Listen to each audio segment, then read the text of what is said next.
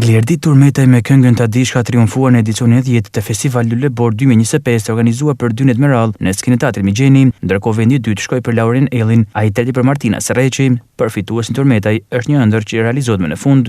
Një emocion i papërshkrueshëm.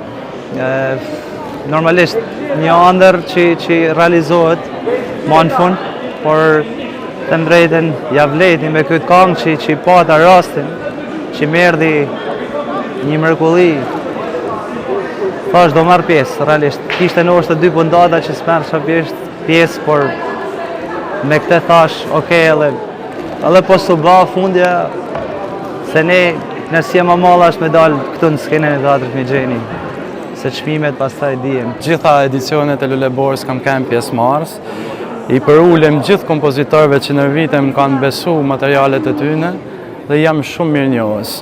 Këtë herë, për una një motiv modest, sepse unë nuk e maj vedin për kompozitor, po diçka mundë me ba.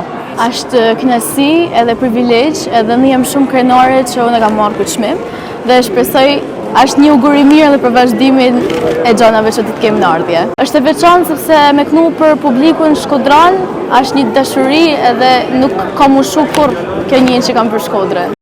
Edicioni jubilari Luleborës erdhi si një festë krijimtarisë muzikore me 15 këngë, 15 krijime dhe 15 zëra. Drejtuesi artistik i festivalit Zef Çoba u ndal tek trashëgimia muzikore e Shkodrës.